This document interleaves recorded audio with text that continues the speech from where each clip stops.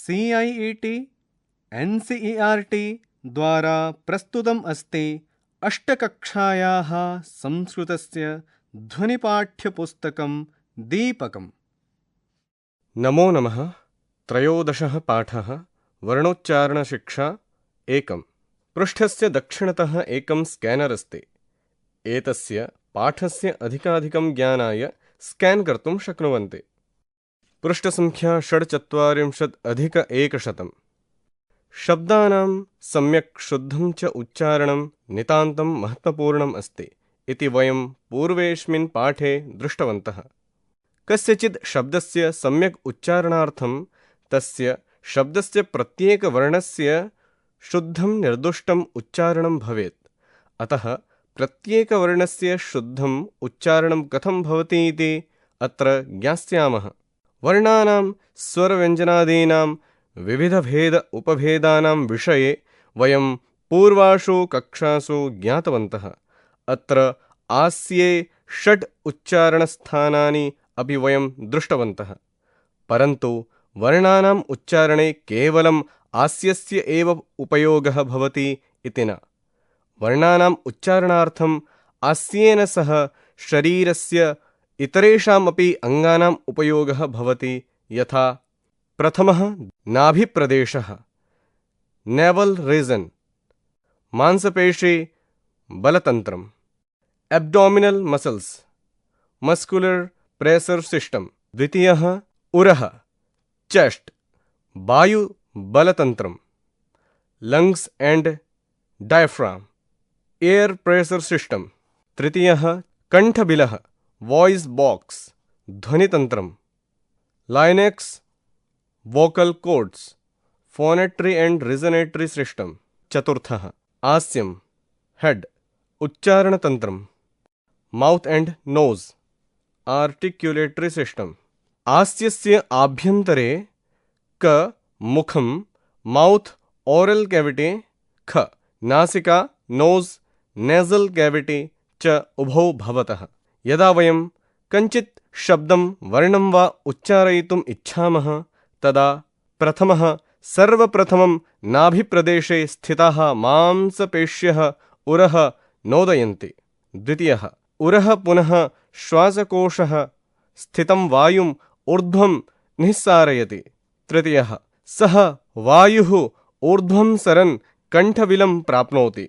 चतुर्थः ततः सः वायुः पुनः ऊर्ध्वं सरन् आस्यं प्रविशति। आस्यस्य आभ्यन्तरं प्रविश्य मुखे नासिकायां च स्थितेषु 6 उच्चारणस्थानेषु वर्णानुसारं स्वकीयं स्थानं प्राप्य सः वायुः तस्मिन् स्थाने वर्णरूपेण प्रकटीभवति। पृष्ठसङ्ख्या 47+100। मनुष्येषु वाग् उत्पत्ति प्रक्रिया voice production mechanism in humans. अत्र पश्यन्तु एकं चित्रमस्ति। मानवानाम् उच्चारणसमये के अङ्गाः प्रभाविताः भवन्ति अत्र सम्यग् रूपेण विहितमस्ति। पश्यन्तु। चतुर्थम् आस्यम् हेड उच्चारणतन्त्रम् आर्टिकुलेटरी सिस्टम। तृतीयं कण्ठबिलः वॉइस बॉक्स ध्वनितन्त्रम् फोनेटरी एंड रिजोनेटरी सिस्टम। द्वितीयः उरः चेस्ट वायुबलतन्त्रम् एयर प्रेशर सिस्टम।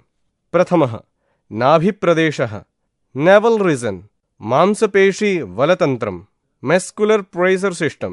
पुनः दक्षिणभागे नासिका नोज नेजल कैविटी, मुखं माउथ ओरल कैविटी, जिह्वा टंग, कंठबिलः लोअर कंठबिलः लोअर फेरिक्स, और एक बार कंठबिलः लैरिक्स वोकल कोड्स, श्वासनालः ट्रैकिया, श्वासकोशः लंग्स, पार्श्वस्थिपञ्जरं रिब केज, उरः प्राचीरं डायफ्राम, नाभिप्रदेशस्य मांसपेश्यः एब्डोमिनल मसल्स नाभिः नेवल।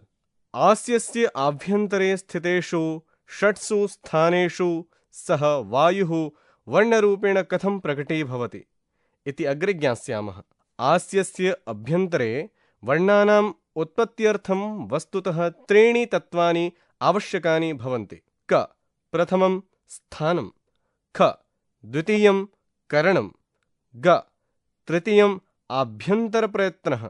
अस्मिन् पाठे स्थानस्य करणस्य च चर्चां कुर्मः।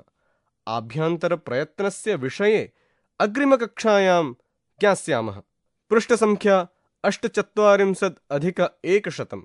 क स्थानं वर्णस्य उच्चारणसमये श्वासकोशतः ऊर्ध्वं सरन् वायुः कण्ठबिलमाध्यमेन आस्यस्य अभ्यन्तरं प्रविश्य तत्र मुखे नासिकायां वा यस्मिन् स्थले वर्णरूपेण प्रकटीभवति तत् स्थानम् इति उच्यते। आस्ये 6 स्थानानि वयं दृष्टवन्तः। यथा अत्र एकः मानवशिरः अस्ति। उच्चारणसमये अस्माकं के अङ्गाः प्रभाविताः भवन्ति अत्र पश्यन्तु। शिरस्य उपरितः ग्रीवापर्यन्तम् आस्यम् इति भवति। नासिकायां नासिका इत्येव 6ठं स्थानं। मुखे कण्ठः भवति, तालु भवति, मूर्धा, दन्तः, ओष्ठः च इति 5 स्थानानि भवन्ति। अत्र पुनः पश्यन्तु, एकं चित्रम् अस्ति। पुनः आस्ये वर्णानां 6 उच्चारणस्थानानि कथं भवन्ति इति सम्यक् रूपेण प्रतिपादितम् अस्ति। आस्ये वर्णानां 6 उच्चारणस्थानानि। जिह्वायाः उपरि मूर्धा भवति। मूर्धायाः किञ्चित् पृष्ठे तालुः भवति। पुनः ग्रीवाप्रदेशे कण्ठः भवति। ग्रीवाप्रदेशस्य किञ्चित् उपरि कण्ठः भवति। पुनः जिह्वायाः सम्मुखे दन्तः भवति। पुनः दन्तस्य आवरणम् ओष्ठः भवति। पुनः 5 इन्द्रियाणाम् अभिन्न अङ्गः नासिका इति अस्ति। पृष्ठसङ्ख्या 49+100। अत्र पश्यन्तु, मुरलीनिनादं कुर्वन् भगवतः श्रीकृष्णस्य सुन्दरं चित्रं विहितमस्ति। स्थानस्य सम्यक् कार्यनिदर्शनार्थं मुरली समुचितम् उदाहरणम् अस्ति। मुरल्याः अङ्गुलिच्छिद्राणि आस्यस्य स्थानानि इव व्यवहरन्ति। मुरली नलिकया आगच्छन् वायुः अङ्गुलिच्छिद्रेषु एव विविधध्वनिरूपेण प्रकटीभवन्ति। यथा अत्र चित्रमस्ति, अङ्गुलिच्छिद्राणि स्थानानि इव। पृष्ठसङ्ख्या 50+100। ख करणं वर्णस्य उच्चारणसमये आस्यस्य यः भागः स्थानं स्पृशति, स्थानस्य समीपं वा यति सः भागः करणम् इति कथ्यते। यथा निदर्शने मुरलीवादयन्तः अङ्गुल्यः आस्यस्य करणानि इव व्यवहरन्ति। अङ्गुलयः यदा अङ्गुलिच्छिद्राणि विविधरूपेषु स्पृशन्ति, तेषां समीपं वा यान्ति, तदा तेषु अङ्गुलिच्छिद्रेषु विविधध्वनयः प्रकटीभवन्ति। अत्र पश्यन्तु, तालु, मूर्धा, दन्तः च एतेषु 3 स्थानेषु जिह्वा करणं भवति। तालव्यानां, मूर्धानां, दन्तानां च वर्णानाम् उच्चारणं जिह्वा यथाक्रमं तालु, मूर्धानं, दन्तं च स्थानं स्पृशति, समीपं वा याति, येन यथाक्रमं तत्तद् वर्णानाम् उत्पत्तिः भवति। अतः एतेषां त्रिविधानां वर्णानाम् उच्चारणं जिह्वा करणम् अर्थात् उपकरणं भवति। अत्र वामभागे चित्रं पश्यन्तु। तालव्यवर्णानां कथं स्थितिः भवति इति अतिसम्यक् रूपेण विहितमस्ति।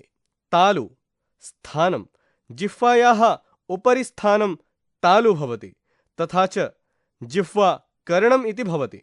पुनः दक्षिणभागे मूर्धन्याः वर्णानां सुन्दरं चित्रमस्ति।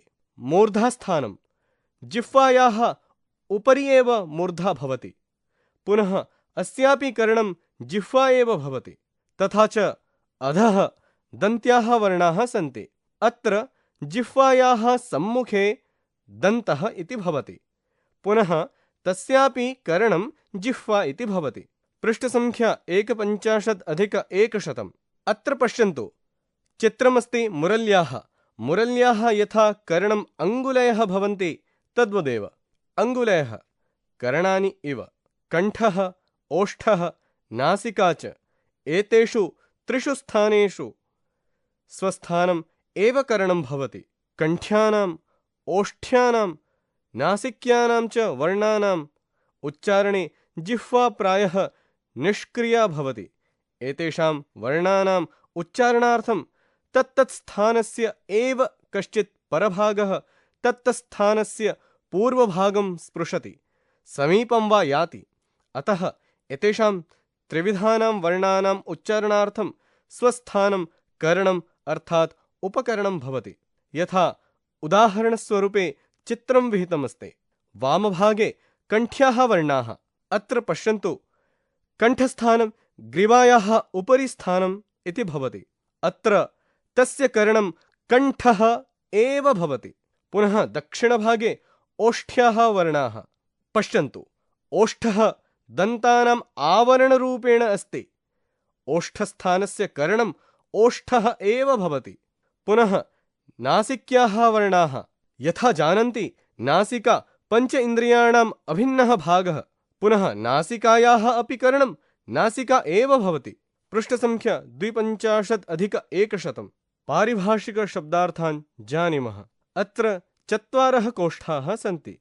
प्रथमे कोष्ठे शब्दः, द्वितीये अर्थः, तृतीये हिन्दी, चतुर्थे इंग्लिश इति अस्ति। शब्दः शिक्षा, अर्थः वर्णोच्चारणशास्त्रम, हिंदी वर्णों के शुद्ध उच्चारण का विधान एवं विज्ञान, इंग्लिश फोनेटिक्स एंड फोनोलॉजी। शब्दः उच्चारणम, अर्थः कथनम, वांग उत्पत्तिः, हिंदी कथनम, इंग्लिश आर्टिकुलेशन, स्पीच, प्रोनाउंसिएशन। शब्दः ध्वनिः, ध्वानः, हिंदी ध्वनि, इंग्लिश साउंड, फोनेशन, रिसोनेशन। शब्दः अर्थः पदम, हिंदी शब्द, इंग्लिश वर्ड। शब्दः वाक्यम, अर्थः वचः परस्परान्वित पदसमूहः, हिंदी वाक्य, इंग्लिश सेंटेंस। शब्दः वाक्, अर्थः वाणी, गीः, हिंदी वाणी, इंग्लिश स्पीच, स्पोकन वर्ड्स। शब्दः वर्णः, अर्थः शब्दस्य अवयवभूतः लघुमतः ध्वनिः, हिंदी वर्ण, इंग्लिश लेटर, फोनेमी, ग्रेफनेमी। शब्दः आस्यम्, अर्थः शिरः, मस्तकम्, हिंदी मस्तक, इंग्लिश हेड। शब्दः मुखम्, अर्थः वक्त्रम्, वदनम्, हिंदी मुह, इंग्लिश माउथ, ओरल कैविटी। शब्दः नासिका, अर्थः नासा, हिंदी नाक, नासिका स्थान, इंग्लिश नोज, नेजल कैविटी। शब्दः कंठविलम, अर्थः स्वरयंत्रम, ध्वनियंत्रम, कंठकूपः, कुहरम, हिंदी स्वरतंत्री, घोषतंत्री, इंग्लिश वॉइस बॉक्स। शब्दः कंठविलम, अर्थः स्वरयंत्रम, ध्वनियंत्रम, कंठकूपः, कुहरम, हिंदी स्वरतंत्री, घोषतंत्री, English voice box, larynx, vocal cords. गलबिलम, अर्थः अधोग्रसनी, हिंदी अधोग्रसनी, English lower pharynx, hypopharynx, laryngopharynx.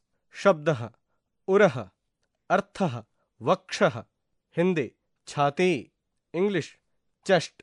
शब्दः श्वासकोशः, अर्थः फुफ्फुसः, हिंदी फेफड़े, इंग्लिश लंग्स। शब्दः नाभिप्रदेशः, अर्थः तुंदकूपी क्षेत्रः, हिंदी नाभिभागः, English navel region, abdominal muscles. शब्दः मांसपेश्यः, अर्थः स्नायवः, हिंदी स्नायु, इंग्लिश मसल्स। शब्दः बलम, अर्थः प्रणोदः, अभिपीडनम, हिंदी दबाव, इंग्लिश प्रेशर। शब्दः तंत्रम, अर्थः प्रणाली, हिंदी प्रणाली, इंग्लिश कोष्ठके एनाटॉमी, सिस्टम, सिस्टम कोष्टके ऑफ ह्यूमन बॉडी। अत्र पुनः पश्यन्तु, पुनः अत्र चत्वारः कोष्ठाः सन्ति। प्रथमे कोष्ठे वर्णमाला, द्वितीये कोष्ठे वर्णानां क्रमपूर्वक व्यवस्था, तृतीये कोष्ठे वर्णों की क्रमपूर्वक व्यवस्था, चतुर्थे कोष्ठे अल्फाबेट सीक्वेंस ऑफ लेटर्स यथा स्वरः अच, अच वर्णः, स्वर कोष्ठके स्वतंत्र वर्ण वॉवेल वि, पुनः वर्णमाला अक्षरम, वर्णानां क्रमपूर्वक व्यवस्था, स्वरः एकस्वर केंद्रित वर्ण समूहः वा, पुनः हिंद्यां स्वर या एकस्वर केंद्रित वर्ण समूह। English Syllable. A single vowel or group of letters comprising a single vowel. पुनः वर्णमाला समानाक्षरम, अर्थः सिम, हिंद्यां सामान्य स्वरः। English English simple vowel monophthong कोष्ठके वे। वर्णमाला संध्यक्षरम, अर्थः संधिस्वरः। हिंदी संधिस्वर। इंग्लिश कंपाउंड वॉवेल डिफ्टोंग वे कोष्ठके। पुनः व्यंजनम, अर्थः हल, हल वर्णः। हिंदी व्यंजन। इंग्लिश कॉन्सोनेंट कोष्ठके सी। वर्णमाला स्पर्शः, अर्थः वर्गीय वर्णः। हिंदी स्पर्शवर्ण। इंग्लिश स्टॉप प्लोसिव कोष्ठके से, पुनः कोष्ठके टच। वर्णमाला वर्गीयः, अर्थः स्पर्शवर्णः। हिंदी वर्गीय वर्ण। इंग्लिश क्लास कॉन्सोनेंट्स ग्रोप्ड कोष्ठके से। पृष्ठ संख्या 53+100। वर्णमाला अन्तःस्थः, अर्थः वर्णमालायां स्पर्शानां उष्माणां च मध्ये स्थितः व्यंजनवर्णः। हिंदी वर्णमाला में स्पर्श एवं ऊष्मा वर्णों के मध्य स्थित व्यंजन वर्ण। English guide situated in between. वर्णमाला अर्धस्वरः, अर्थः स्वरस्य किंचित गुणसदृशः व्यंजन वर्णः। हिंदी स्वर के समान कुछ गुण वाले व्यंजन वर्ण। English semi vowel semi consonant कोष्ठके सी। वर्णमाला ऊष्मा, अर्थः संघर्षी वायु प्रधानम। हिंदी वाष्प भाप निःसृत करने वाले संघर्षी वर्ण। इंग्लिश फ्रैकेटिव कोष्ठके सिबिलेंट कोष्ठके हिसिंग साउंड श श स। इंग्लिश फ्रिगेटिव कोष्ठके सी, कोष्ठके स्टेम सिबिलेंट हिसिंग साउंड श श स। एस्पिरेट ब्रीदी साउंड ह। वर्णमाला आयोगवाहः, अर्थः संयोगवाहः प्रत्याहार सूत्रेभ्यः बहिर्भूतः विशिष्टः व्यंजनवर्णः। हिंदी माहेश्वर सूत्रों में अपठित विशिष्ट व्यंजनवर्ण। इंग्लिश आफ्टर साउंड कोष्ठके से, पुनः कोष्ठके special consonant that is not enumerated in Shiva Sutras. शब्दः अनुस्वारः, अर्थः स्वरानुगः। हिंदी बिंदु स्वर के बाद उच्चारित शुद्ध नासिक्य व्यंजन वर्ण। कोष्ठके चिह्नम् अस्ति। English nasalized resonant sound uttered after a vowel. कोष्ठके से, पुनः कोष्ठके फॉलोइंग द वॉवेल। वर्णमाला विसर्गः, अर्थः विसर्जनीयः। हिंदी विसर्ग। कोष्ठके चिह्नम् अस्ति। English released H like sound कोष्ठके एच, पुनः कोष्ठके सी, पुनः कोष्ठके to send out to release. वर्णमाला अनुनासिकः, अर्थः स्वस्थानेन सह नासिकया अपि उच्चारितः वर्णः। हिंदी चंद्रबिंदुः। कोष्ठके चिह्नम् अस्ति। English nasalized letter. वर्णमाला सानुनासिकः अर्थः अनुनासिक गुण सहितः। हिंदी अनुनासिक गुण के सहित। English letter with nasalization. वर्णमाला निरनुनासिकः अर्थः अनुनासिक गुण रहित। हिंदी अनुनासिक गुण के रहित। English letter without nasalization. वर्णमाला संयुक्त व्यंजनानि अर्थः संयोगः। हिंदी स्वर रहित व्यंजनों का समूह। इंग्लिश कंजंट कॉन्सोनेंट्स कोष्ठके सी। अत्र पुनः चत्वारः कोष्ठाः सन्ति। प्रथमे स्थानं, द्वितीये आस्ये उच्चारणस्य स्थलं, तृतीये मस्तक में उच्चारण का स्थल, चतुर्थे place of articulation in the head. स्थानं कंठः, अर्थः गलः जिह्वामूलः। हिंदी गला कंठस्थान। English throat glottis soft palate velum कोष्ठके अव्यूला अपर फेनिक्स ओरोफेनिक्स। स्थानं कंठ्यः, अर्थः कंठस्थानोत्पन्नः वर्णः। हिंदी कंठस्थान में उत्पन्न वर्ण। इंग्लिश गुट्रूरल वेरल कोष्ठके लेटर अव्यूरल फेरेंगल। स्थान तालु, अर्थः तालुकम काकुदम। हिंदी तालुस्थान। English hard palate. स्थानं तालव्यः, अर्थः तालुस्थानोत्पन्नः वर्णः, तालुस्थान में उत्पन्न वर्ण। इंग्लिश प्लेटल कोष्ठके लेटर। स्थानं मूर्धा, अर्थः मूर्ध्वा मूर्धा। हिंदी मूर्धास्थान। English alveolar ridge. स्थानं मूर्धन्यः, अर्थः मूर्धस्थानोत्पन्नः वर्णः। हिंदी मूर्धास्थान में उत्पन्न वर्ण। English retroflex alveolar cerebral. स्थानं दन्तः, अर्थः रदनः दशनः। हिंदी दांत दंतस्थान। इंग्लिश कोष्ठके बेस ऑफ टुथ। स्थानं दन्त्यः, अर्थः दंतस्थानोत्पन्नः वर्णः। हिंदी दंतस्थान में उत्पन्न वर्ण। इंग्लिश डेंटल लेटर कोष्ठके। ओष्ठः स्थानं, अर्थः दंतवासः दशनवासः। हिंदी होठ ओष्ठस्थान। English lip. स्थानं ओष्ठ्यः, अर्थः ओष्ठस्थानोत्पन्नः वर्णः। हिंदी ओष्ठस्थान में उत्पन्न वर्ण।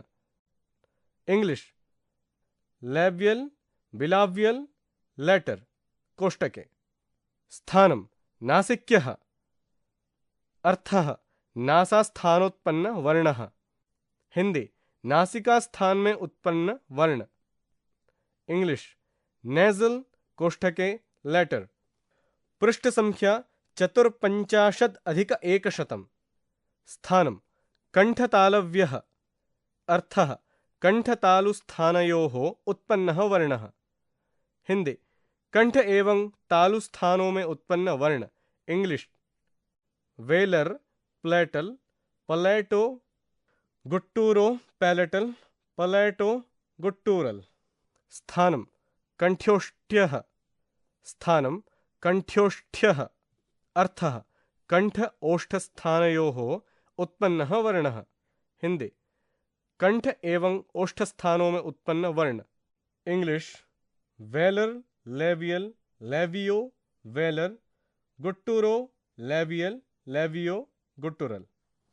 स्थानं दन्त्योष्ठः, अर्थः दंत ओष्ठस्थानयोः उत्पन्नः वर्णः। हिंदी दंत एवं ओष्ठ स्थानों में उत्पन्न वर्ण। इंग्लिश डेंटो लेवियल लेवियो डेंटल। अत्र पुनः चत्वारः कोष्ठाः सन्ति।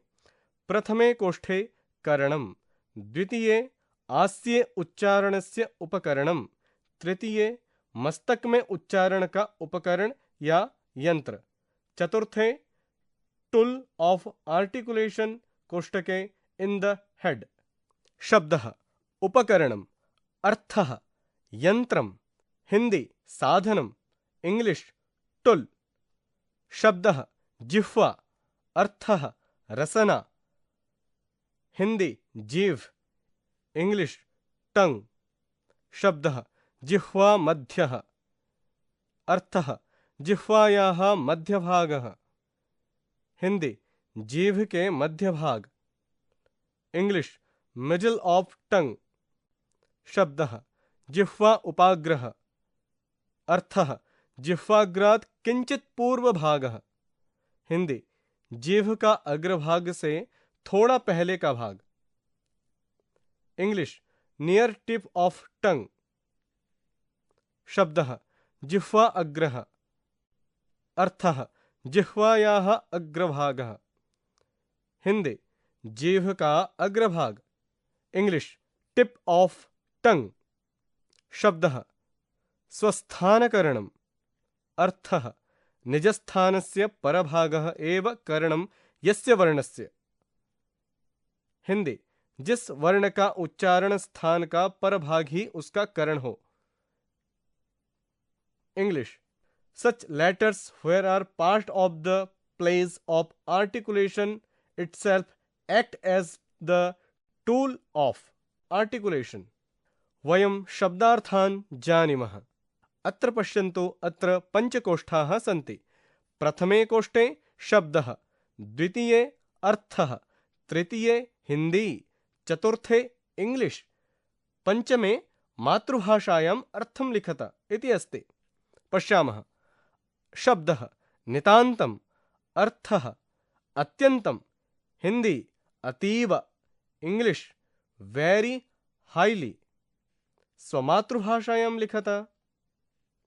शब्दः निर्दुष्टम्, अर्थः दोषरहितं, शुद्धं, हिंदी दोषरहित, शुद्ध, इंग्लिश इम्पेकेबल, स्वमातृभाषायां लिखत। शब्दः नोदयन्ति, अर्थः अभिपीडयन्ति, हिंदी दबाते हैं, इंग्लिश प्रेस, स्वमातृभाषायां लिखत। शब्दः निःसारयति, अर्थः बहिः प्रेषयति, हिंदी बाहर निकालता है, इंग्लिश परचेस आउट, स्वमातृभाषायां लिखत। इंग्लिश पुशेस आउट, स्वमातृभाषायां लिखत। शब्दः सरन, अर्थः चरण, हिंदी बढ़ता हुआ, इंग्लिश मूव, स्वमातृभाषायां लिखत। शब्दः प्रकटीभवति, अर्थः उत्पद्यते, हिंदी उत्पन्न होता है, इंग्लिश अपीयर्स इज प्रोड्यूस्ड, स्वमातृभाषायां लिखत। शब्दः निदर्शने, अर्थः उदाहरणे, हिंदी उदाहरण में, इंग्लिश एग्जाम्पल, स्वमातृभाषायां लिखत। शब्दः मुरली, अर्थः वंशी, हिंदी बांसुरी, इंग्लिश फ्लूट, स्वमातृभाषायां लिखत। शब्दः परिभाषा, अर्थः शास्त्रीय व्याख्यानम्, हिंदी शास्त्रीय व्याख्या, इंग्लिश टेक्निकल डेफिनेशन, स्वमातृभाषायां लिखत। पृष्ठ संख्या 55+100। अभ्यासात् जायते सिद्धिः। प्रथमः प्रश्नः। अधोलिखितप्रश्नानाम् उत्तराणि एकपदेन द्विपदेन वा उत्तरत। क उरसि किं तन्त्रं भवति? रिक्तस्थानं पूरयत। ख नाभिप्रदेशे स्थिताः मांसपेश्यः किं नोदयन्ति? रिक्तस्थानं पूरयत। ग आस्यस्य आभ्यन्तरे वर्णानाम् उत्पत्त्यर्थं द्वितीयं तत्त्वं किमस्ति? रिक्तस्थानं पूरयत। घ आस्ये कति स्थानानि सन्ति? रिक्तस्थानं पूरयत। ङ स्थानस्य कार्यनिदर्शनार्थं किं समुचितम् उदाहरणम् अस्ति? रिक्तस्थानं पूरयत। च करणानि मुरल्याः कस्य भागम् इव व्यवहरन्ति? रिक्तस्थानं पूरयत। द्वितीयः प्रश्नः। अधोलिखितप्रश्नानाम् उत्तराणि पूर्णवाक्येन लिखत। ख करणं किं भवति? उत्तरं लिखत। ख उरः श्वासकोशस्थितं वायुं कुत्र निःसारयति? उत्तराणि लिखत। ग मुरल्याः अङ्गुलिच्छिद्राणि कीदृशं व्यवहरन्ति? उत्तरं लिखत। घ केषां वर्णानाम् उच्चारणे जिह्वा प्रायः निष्क्रियाः भवति? उत्तरं लिखत। ङ तालव्यानां मूर्धन्यानां दन्त्यानां च वर्णानाम् उच्चारणार्थं सामान्यं करणं किमस्ति? उत्तरं लिखत। च कण्ठ्यानाम् ओष्ठ्यानां नासिक्यानां च वर्णानाम् उच्चारणार्थं स्थानस्य करणस्य च मध्ये किं भवति? रिक्तस्थानं पूरयत। तृतीयः प्रश्नः। अधोलिखितेषु वाक्येषु आम् न इति लिखित्वा उचितभावं सूचयत। क श्वासकोशस्थितः वायुः ऊर्ध्वं सरन् पूर्वम् आस्यं प्राप्नोति? आम् अथवा न? रिक्तस्थानं पूरयत। ख सर्वप्रथमं नाभिप्रदेशे स्थिताः मांसपेश्याः कण्ठं नोदयन्ति? आम् अथवा न? रिक्तस्थानं पूरयत। ग आस्यस्य आभ्यन्तरे वर्णानाम् उत्पत्त्यर्थम् आभ्यन्तरप्रयत्नः आवश्यकमस्ति? आम् अथवा न? रिक्तस्थानं पूरयत। घ तालव्यवर्णानाम् उच्चारणार्थं दन्तः स्थानं स्पृशति? आम् अथवा न? रिक्तस्थानं पूरयत। ङ मूर्धन्यानां वर्णानाम् उच्चारणार्थं जिह्वा स्थानं स्पृशति? आम् अथवा न? रिक्तस्थानं पूरयत। च तत्तत्स्थानस्य एव कश्चित् पूर्वभागः तत्तत्स्थानस्य परभागं स्पृशति? आम् अथवा न? रिक्तस्थानं पूरयत। पृष्ठसंख्या 56+100। पृष्ठसंख्या 55+100। पृष्ठसंख्या 56+100। चतुर्थः प्रश्नः। मुखे उपलभ्यमानानि स्थानानि बहिष्ठात् अन्तः यथाक्रमं कोष्ठके अर्थात् विपरीतक्रमेण लिखन्तु। अत्र पश्यन्तु, चित्रे कश्चन बालकः वामभागे तथा च काचित् बालिका दक्षिणभागे पृष्ठस्य पृष्ठतः पश्यन्तः सन्ति। अत्र लिखितमस्ति क मूर्धा। रिक्तस्थानं पूरयन्तु। ख दन्तः। रिक्तस्थानं पूरयन्तु। ग तालु। रिक्तस्थानं पूरयन्तु। घ कण्ठः। रिक्तस्थानं पूरयन्तु। ङ ओष्ठः। रिक्तस्थानं पूरयन्तु। पञ्चमः प्रश्नः। यथायोग्यं मेलनं कुरुत। सामान्यस्थानं विशेषस्थानं। सामान्यस्थाने अस्ति ओष्ठः, दन्तः, नासिका, कण्ठः, मूर्धा, तालु। विशेषस्थाने अस्ति मूर्धा, नासिकामूलस्य उपरि भागः, तालु, उत्तरोष्ठः, दन्तः, कण्ठस्य पृष्ठभागः। पुनः अत्र अस्ति सामान्यकरणं विशेषकरणं। सामान्यकरणे स्वस्थानं करणं, जिह्वाकरणं, स्वस्थानं करणं, जिह्वाकरणं, स्वस्थानं करणं, जिह्वाकरणं।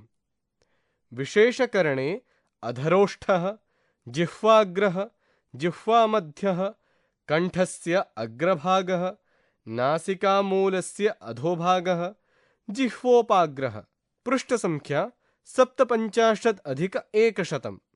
इदमत्र अवधेयम्। परिभाषा। स्वरः इत्यस्य परिभाषा वाक्यं स्वयं राजते इति स्वराः, अर्थात ये वर्णाः कोष्ठके स्वयं स्वतन्त्ररूपेण कोष्ठके राजन्ते उच्चार्यन्ते ते स्वराः भवन्ति। व्यञ्जनम् इत्यस्य परिभाषावाक्यम् अन्वग् भवति व्यञ्जनम्, अर्थात उच्चारणार्थं यः वर्णः अचं कोष्ठके स्वरं प्रति पराश्रितः भवति सः वर्णः व्यञ्जनं भवति। योग्यता विस्तरः। पाणिनीय शिक्षासूत्राणि और एक बार पाणिनीय शिक्षासूत्राणि षष्ठकक्षायां स्थानप्रकरणस्य सूत्राणि दृष्टवन्तः। अधुना करणप्रकरणस्य सूत्राणि। सूत्राणि अर्थाः। करणप्रकरणं करणम् अपि। अधुना कोष्ठके वर्णोच्चारणस्य करणं जानीमः। सूत्राणि तालव्य मूर्धन्य दन्तानां जिह्वाकरणं, तालव्यानां मूर्धन्यानां दन्त्यानां च वर्णानाम् उच्चारणे जिह्वाकरणं भवति। सूत्राणि जिह्वामध्येन तालव्यानाम् अर्थाः तालव्यवर्णानाम् उच्चारणे जिह्वायाः मध्यभागः करणं भवति। सूत्रं जिह्वोपाग्रेण मूर्धन्यानाम् अर्थः मूर्धन्यवर्णानाम् उच्चारणे जिह्वायाः उपाग्रभागः करणं भवति। सूत्रं जिह्वाग्रेण दन्त्यानाम् अर्थः दन्त्यवर्णानाम् उच्चारणे जिह्वायाः अग्रभागः करणं भवति। सूत्रं शेषाः स्वस्थानकरणाः अर्थः शेषाणां कोष्ठके कण्ठ्य ओष्ठ्य नासिक्यानां वर्णानाम् उच्चारणे स्वस्थानं कोष्ठके स्वस्य स्थानस्य कश्चित् भागविशेषः एव करणं भवति। सूत्रम् इत्येतत् करणम् अर्थः अत्र पर्यन्तम् एतत् उच्चारणार्थं करणं चर्चितम्। पृष्ठसंख्या 850-100। संस्कृतव्याकरणे संस्कृतव्याकरणे 46 वर्णाः भवन्ति। तेषाम् उच्चारणस्थानानि अद्य पश्यामः। आस्यस्य अभ्यन्तरे 6 स्थानानि 6 करणानि च। 6 स्थानानि आदौ मुखं मूर्धा मूर्धन्याः रु रू ट ठ ड ढ ण र ष। अनन्तरं दन्तः दन्त्याः लृ लृ त थ द ध न ल व स। अनन्तरम् ओष्ठः ओष्ठ्याः उ ऊ ऊ ओ ओ औ औ प फ ब भ म व। पुनः नासिका नासिका नासिक्याः ङ ञ ण न म अम्। पुनः तालु तालव्याः इ ई ई ए ए ऐ ऐ च छ ज झ ञ य श। कण्ठः कण्ठ्याः अ आ अ ए ए ऐ ऐ ओ ओ औ औ क ख ग घ ङ ह अह इति कण्ठ्याः। वर्णाः समानाक्षराणि सन्ध्यक्षराणि स्पर्शाः अन्तःस्थाः उष्माणः आयोगवाहौ च भवन्ति। समानाक्षराणि सन्ध्यक्षराणि च स्वराः भवन्ति। स्पर्शाः अन्तःस्थाः उष्माणः आयोगबाहौ व्यञ्जनानि भवन्ति। अत्र अधः पश्यन्तु षट् करणानि। षट् करणानि कण्ठः, जिह्वामध्यः, जिह्वा उपाग्रः, जिह्वा अग्रः, ओष्ठः, नासिका च। कण्ठस्य स्वस्थानम् एव करणम्। जिह्वामध्यः, जिह्वा उपाग्रः, जिह्वा अग्रः इत्यस्य जिह्वा एव करणम्। ओष्ठः, नासिका स्वस्थानम् एव अस्य करणम्। इति 13 पाठः।